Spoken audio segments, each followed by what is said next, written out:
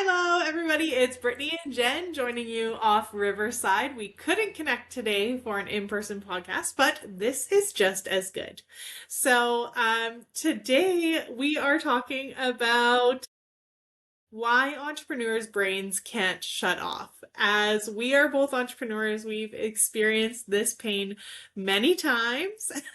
So we thought we'd dive a little bit into it, and you can see kind of what goes on in our brains, what's average for the average entrepreneur, so you don't have to feel alone, and maybe some tools to help cope, to help stop bad habits. I don't know, Jen. What are you thinking? Yeah, I think all of that is great. I'm interested to share how my brain works, as scary as that is. And I'm also interested to talk about some tools we have because for me in particular, what most people would think of as rest is not how I rest. Okay, that's so interesting. I wonder if our like rest habits are the same or different. That'll be interesting to find out. Yeah, I think it's interesting too. I'm a bit of an all or nothing personality, but I think I have some interesting habits around rest. Um, because I think physical rest, mental rest, emotional rest, they're all very different. And they're all very different activities for me. But before we do that, it would not be Ambition After Hours if we did not do our high low. Yeah, for sure. Why don't you start with your high? My high for this week was actually being under the weather, but I'll tell you why. It's busy season, which means that none of our immune systems are firing at full capacity. Although we do all drink those little vitamin C packets, like it's gonna save us. Anyway, so it's important that when we're sick, we don't share the love. So I was feeling under the weather over the weekend. And so I worked from home on Monday and Tuesday. And generally, those are in office days for me. And I have to tell you, the amount that I accomplished changed my life. Just put a smile on my face, made me feel happy.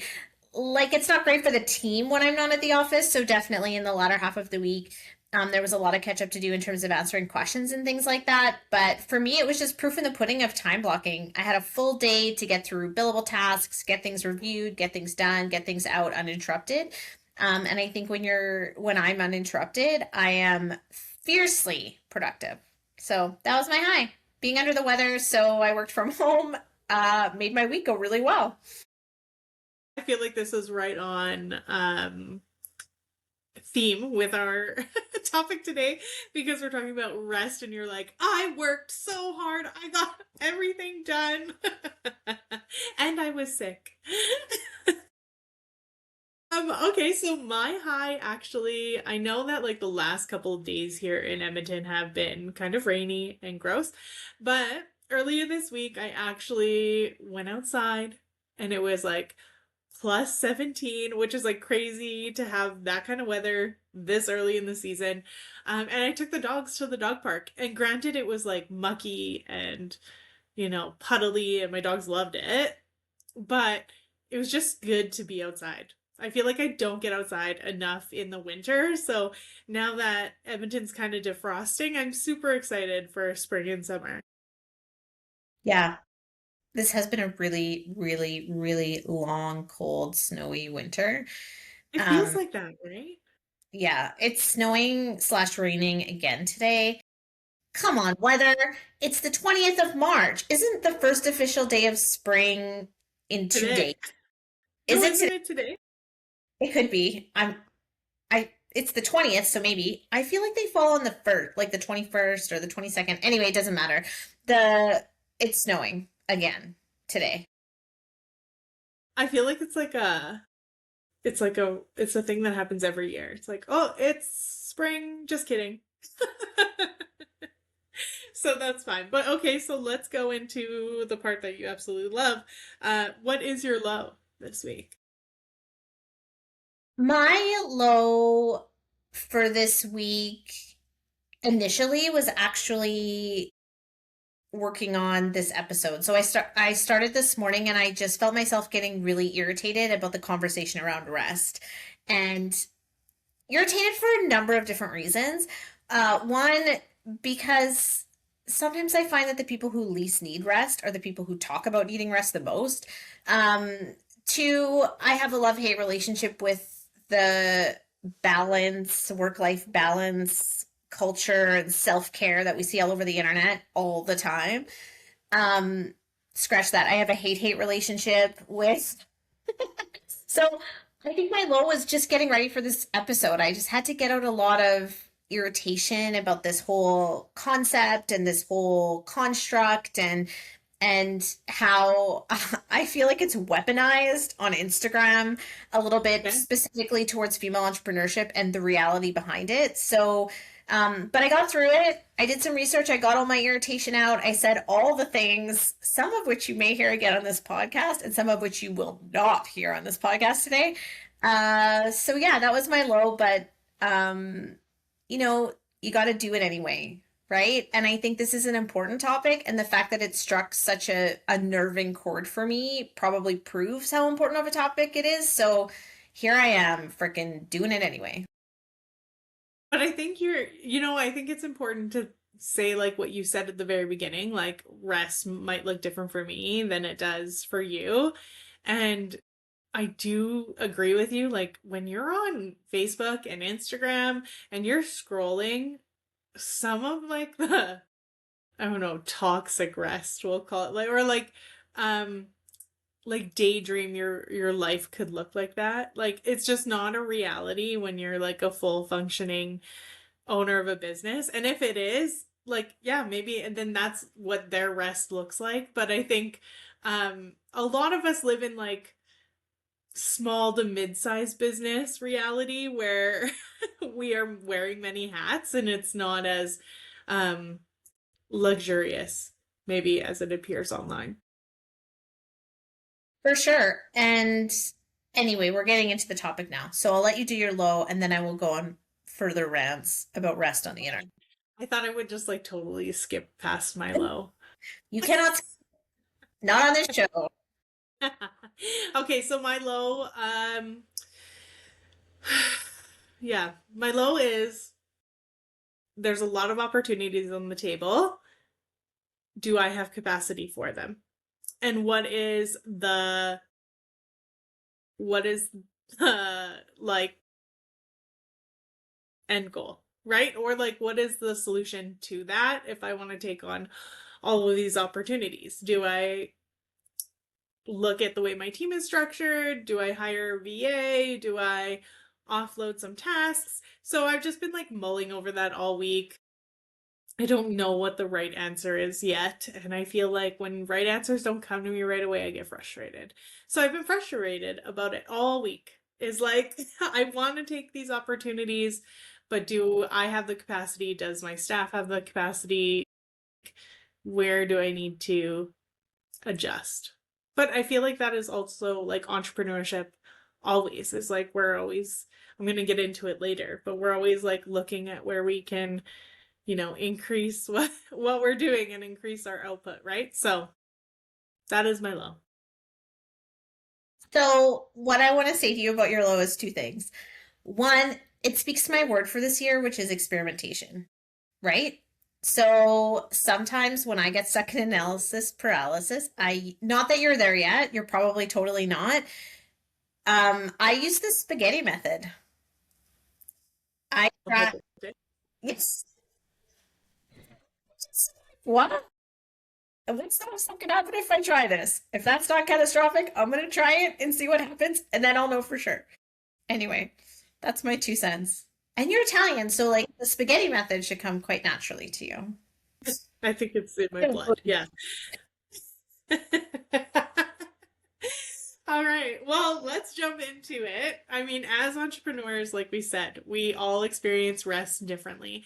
But what are some traits, Jen, that you think that entrepreneurs carry that prevent us maybe from taking rest or taking the kind of relaxation that maybe we should?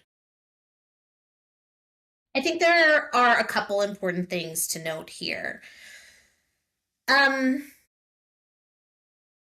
I, as an entrepreneur, am a recovering, that's a lie. I'm an all or nothing personality. I want to go 100% or I want to go zero. I would love to say I'm recovering from that, but that would be a lie. And so I think sometimes we have a tendency to go 100 until we have to go zero. So I think that's something that we struggle with as entrepreneurs. The other thing that I think we struggle with respect to rest is understanding what it means. Rest does not necessarily look like a repeatable task that you do every day that's part of your to-do list, journaling or meditating or whatever. Sometimes restful tasks added as another item on your to-do list or just another item on your to-do list. So I think there's that. As entrepreneurs, when I tackle something, I tend to tackle it like a business owner, which can sometimes then turn it into work. I love to turn everything into work. Uh, the third comment I have on this about misconceptions about rest is that rest equals doing nothing in some capacity, being slow, being quiet, being still, laying around, being silent. For me, none of those things are restful, particularly from a mental perspective. So I think those are the three misconceptions. Okay. I think like as entrepreneurs, we are always pushing, right? Like we are pushing to get things done. We're pushing for clients. We're pushing our staff. Like we're always pushing. So I think it's like hard to shut that off, right? Like it becomes after owning a business for 10 years, let me tell you, it becomes part of your everyday. It becomes a a system that your brain gets used to doing. And I think we're also always solving problems. And I had to have this conversation like I'm always like, do you want me to solve this problem for you or do you want me to listen? Right? Like what are we act like what how do you want me to serve you? Because sometimes I can be a little bit of a problem solver, right? And I think another thing that we have as entrepreneurs is we're always thinking ahead. And that is probably potentially like our brain risk assessment. I don't know what thing we have in our brain that allows us to do that, but with always thinking ahead, it brings like a ton of anxiety. So I think naturally entrepreneurs run at a higher not a higher frequency, I don't want to say that, but run at a higher anxiety level and like a higher push level than the average person because we have these things going on in our head all the time. And the longer you become an entrepreneur, the longer you train your brain to be at that frequency, right? For So sure. I think like sometimes the traits that are more, or sometimes the traits that we've found success in can be like the traits that are making it difficult to rest. Absolutely. Absolutely. I mean, how we approach the world is what made us successful, and maybe it's a bit different for how we approach rest. So, do you want to talk about kind of how we rest now, or do Yeah. you want okay. I think So, this is a perfect segue because I think now just talking to you, our rest look actually, do I know what rest is? I don't know. Go ahead. Go tell me how you rest. so when I first started my business, I was go, go, go all the time. And I think a lot of people think that when you run your own business, you have all this flexibility, but that is total garbage. So when you are the at least in my industry, when you are the person, the CEO, the decision maker, your schedule is not determined by you, it's determined by your clients in a lot of ways, right? Because you're servicing them on their schedule, on their time period. And in my industry, we have a lot of meetings to, review financial results and all those kinds of things. So I don't necessarily have flexibility at all because I'm scheduled out for however many weeks to make sure that I'm meeting my clients' needs. So, with that in mind, when I take unexpected, unscheduled rest, my brain says, what the fuck are you doing? You have so much to do. You have this to prepare for tomorrow, or this is super inconvenient, or whatever the case may be. My brain will start to question whether or not I should be resting unexpectedly at that particular time. So, what I started doing this year, and it works really well for me, is I've noticed that one day a month, I need to do nothing. I need to have nothing on the calendar. If I choose to leave my house, fantastic. If I choose not to, fantastic. If I choose to leave my bed, fantastic. If I choose not to, fantastic. The problem with the fact that I needed that and was taking that once a month was that it wasn't scheduled. So while I was taking what my body and brain needed, I was also beating myself up at hour-long intervals or the next day or the day before, usually the next day, because I would take these days unexpectedly, um, about all the things I could have been doing in that day. So what I decided to do instead is go through my entire calendar and pick one day a month called my do nothing day. And now that it's scheduled, a couple things are different. I get to look forward to it. I don't have to feel guilty about it. I can plan. So if I need to work until 10 o'clock at night on the Friday, so I have my do nothing Saturday, that's great. But what I learned about myself is it has to be scheduled in a way that's palatable for me, or I'm going to waste my rest time figuring out all the things that I could have been doing during my rest time to move my business forward, move my life forward. The things that I think I would accomplish when I take time off is ridiculous. Cleaning out closets, painting my gym. When in my life have I been like, I'm going to paint this weekend? Legitimately, if I take rest unexpectedly, my brain will just assume that I could have done everything in the world on that day and be mad at me for it. So this scheduling thing has really helped me out. My God. So you said something just in, telling us how you cope with this is the guilt of taking rest. And I think that's so important because as someone who is an entrepreneur, I feel so guilty when I take days off, when I start work late. Like, I don't know, like, is it just me? Like, I feel guilty if I'm not there for the emails and the clients and the employees and stuff like that. Like, do you think that's normal? Maybe I just need to schedule rest. Maybe. I think that's super normal. For me, that guilt looks like irritation that I'm now going to have to redo my time blocking and schedule for the next week if it was unexpected. Um, but I think it's perfectly normal to be uncomfortable taking rest because whatever that looks like for you at first, particularly if you've just gone through the 80-hour week section of your business, um, because up until recently, taking that time did come at a cost. And I think as entrepreneurs, we are acutely aware, particularly if we're founders, what our time costs, what our time is worth, what our time costs, the things that we could have accomplished, the revenue we could have generated, the team members we could have supported, right?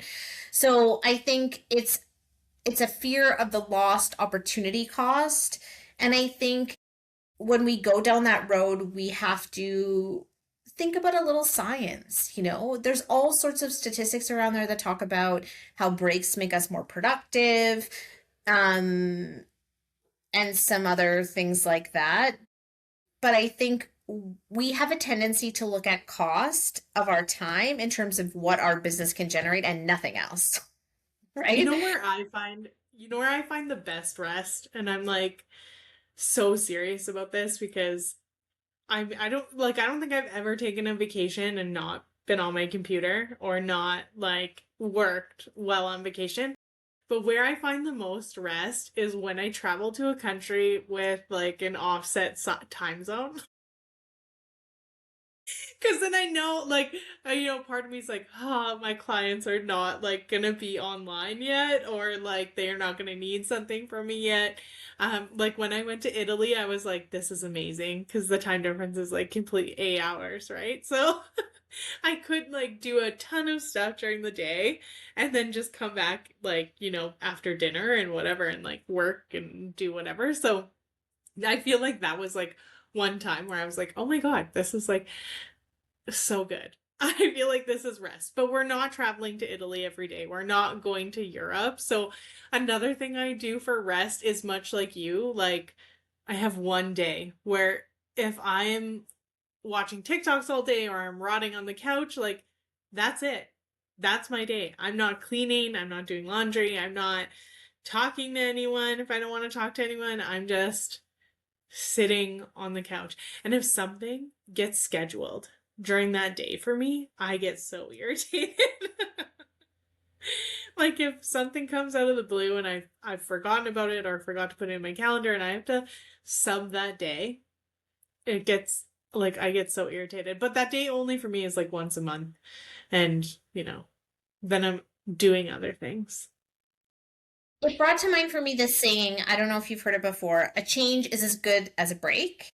So for me, and it sounds like for you also, the beauty of that day is not necessarily that I'm doing nothing, it's that I don't have anything scheduled. I have the freedom of time. And if I want to, and I can waste it in however I like. I rotting on the couch, for example, but I don't have someone else's commitment to make. I don't have a schedule. Nothing is booked. I have the complete flexibility of time, which is such a change from how you and I spend our regular life with everything scheduled all the time.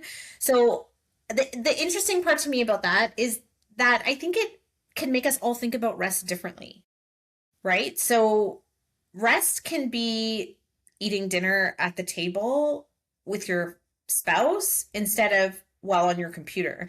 It can be so many different things. For me, what that brought up is I was thinking through my life in the last month or so, and some of the things that just felt really restful to me were actually active activities.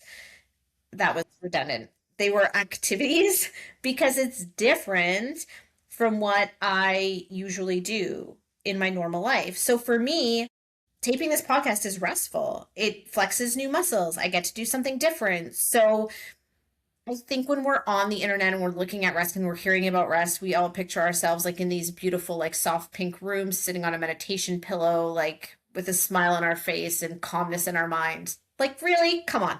But what it really looks like is just finding those little changes that you can put into your day that make a big difference. Yesterday, I had an experience that was intense for me, and I wanted to get that energy out differently. And so I put on my headphones and I went outside for a walk. And I know lots of people do this all the time and they say it's so great. And I was like, just try it. And I did. And it actually made it so much easier to work the amount of hours that I worked yesterday. I took 15 minutes and went outside and got some sun on my face, walked around and talked to my mom on the phone, gave me some really solid advice.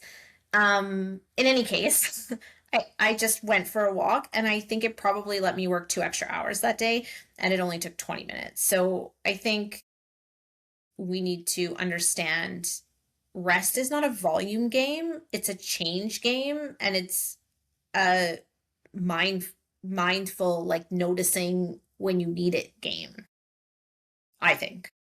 And I think we just like in the end we have bad habits, right? Like I was reading this article about how when you check your emails in bed when you first wake up or like are going to bed, it signals to your brain that like now is time to get extra work done so then you don't get really good sleep.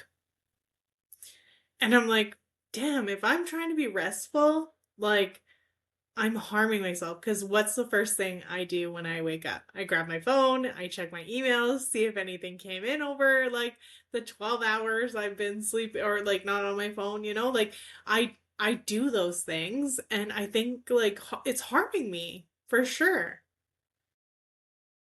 Yeah, I'm bad for email.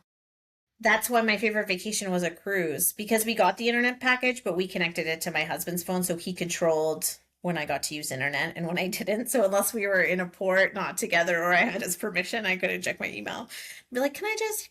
And he would say, "What is going to be on fire? Is it going to contribute to your holiday if you check your email right now?" And I'm like, "Nope, sure isn't." You know what? And I feel like honestly, probably most of my clients would understand if I said, "Hey, I'm out of town for a week or whatever," and they would be fine with it.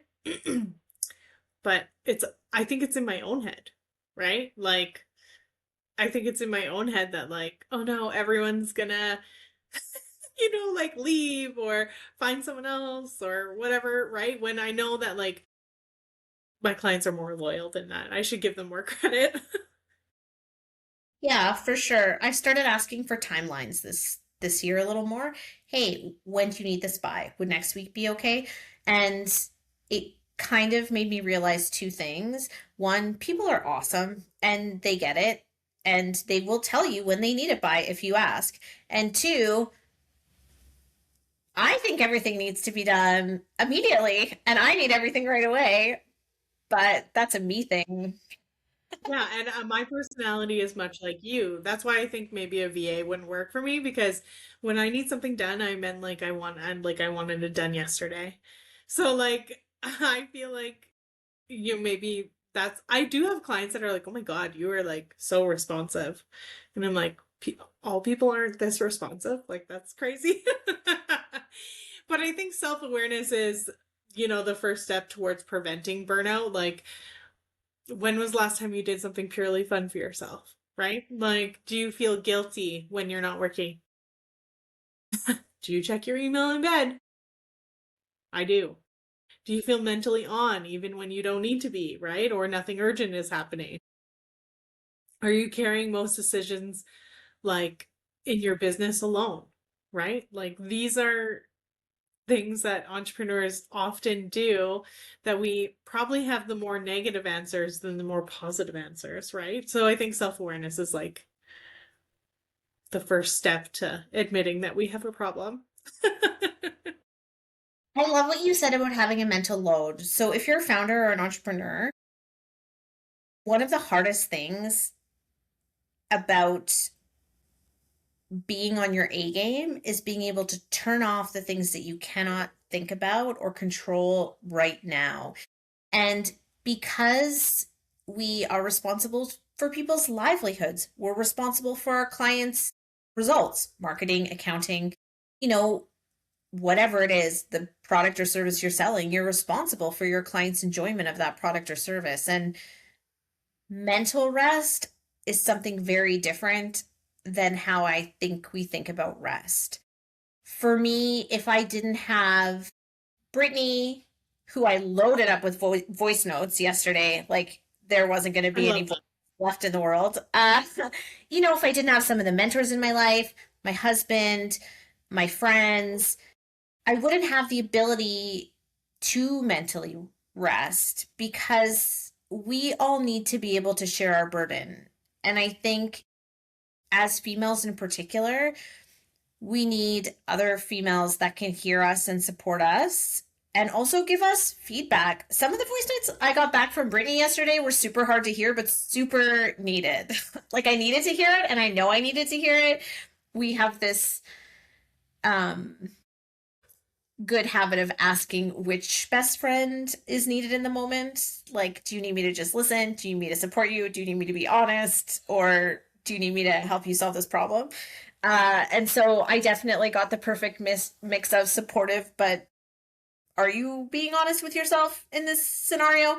Yesterday, and I really needed it. And having somebody that you can talk to about yourself and your business, warts and all, I think is one of the only ways that I find mental rest, because you have to be able to get that out for your brain to turn off because you're responsible for so many things. Yeah, and I think like a therapist is like not the same thing, right? Like a therapist can be like, great. Yeah, how did you feel about that? When you're like business bestie will be like, are you sure?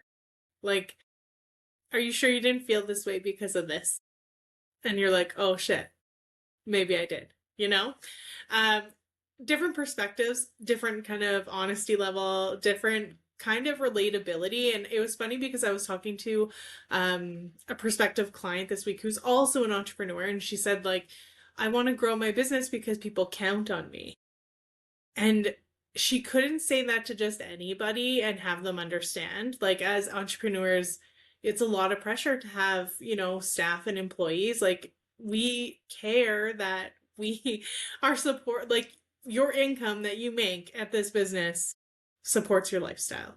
And we care about that, right? And it's something that is a big pressure without you thinking it would be, or without like other people thinking it would be, right? So when she said that, I was like, oh my God, like so relatable. But I think that goes back to how this podcast started, because like slowly as me and you got comfortable with each other, you're like, oh, this person like knows my pains, they know what I'm going through, they have a different perspective and life experiences that they can help you navigate, right? So I do think having like a work bestie or a business bestie or just a bestie in general, now I think that we've hit that point, is like um really makes a difference. And I think there are some other things like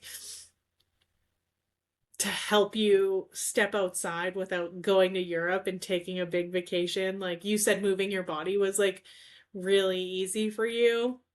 For me, like it's creative expression. Like I am a creative at heart. So if I'm, if a Friday night hits, I'm like, give me a glass of wine and a coloring book and leave me alone for like 3 hours and I can just be creative and not talk to anybody. Because as much as I seem like an extrovert, I'm a very introvert extrovert. So like I can be extroverted, but I like my introvert time. And also, another thing was like I need to be better at, I think, is strategic time planning. Like planning time to be strategic in my business so I'm not like worried about those things at other times. Yep. Yep. I think that's great.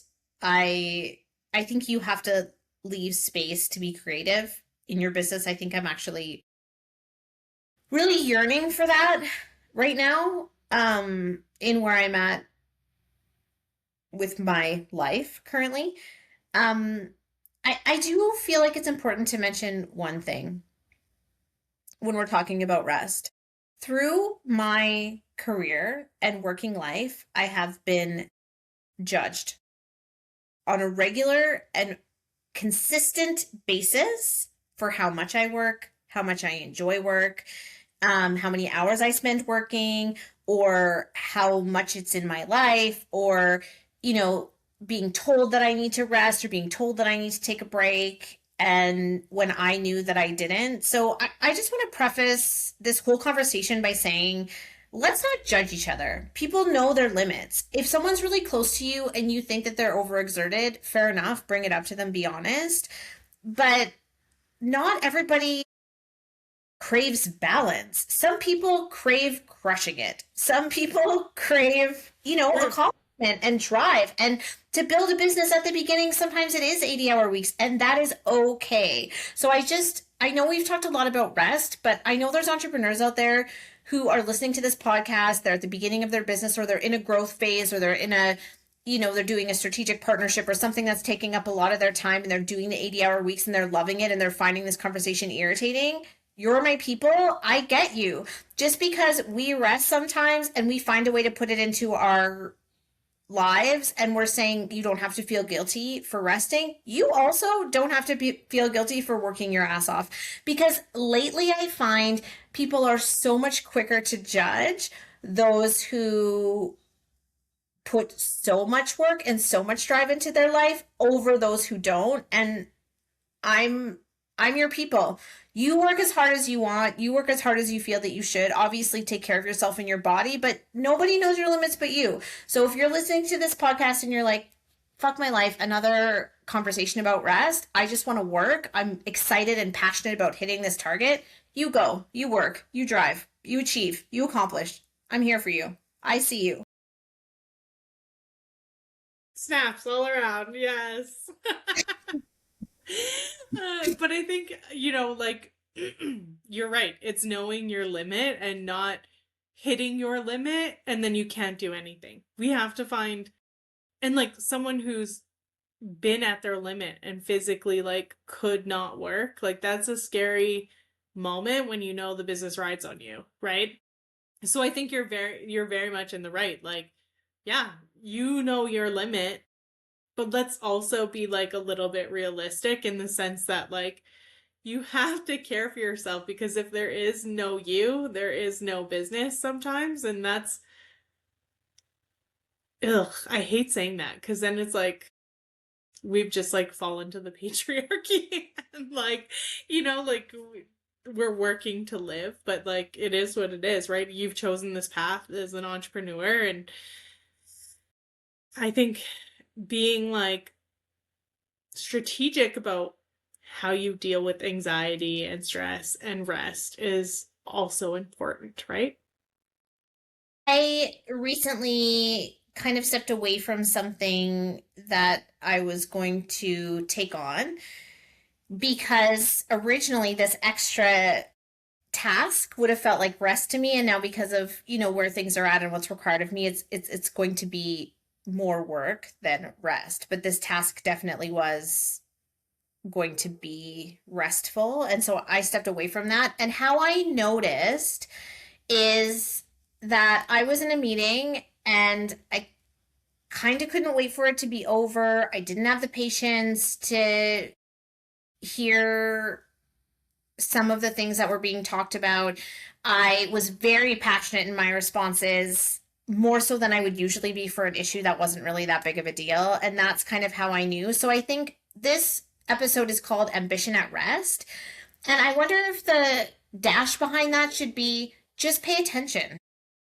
We all know who we are, and I know that I need to make a change or make a different decision or have some sort of recreation, because for me, that's what rest looks like.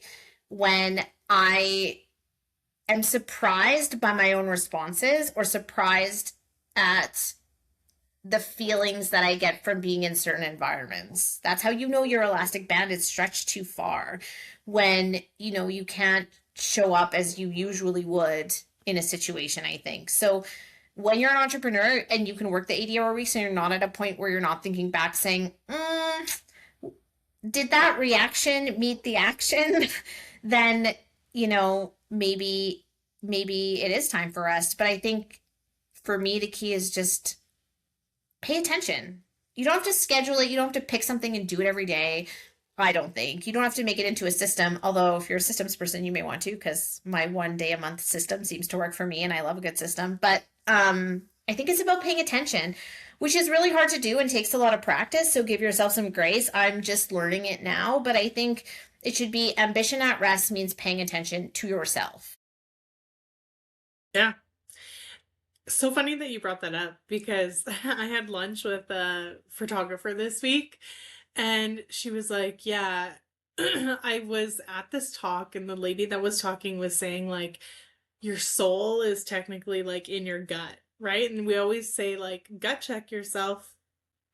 When you have butterflies and you're in love, where do you feel it? Oh, I had butterflies in my stomach.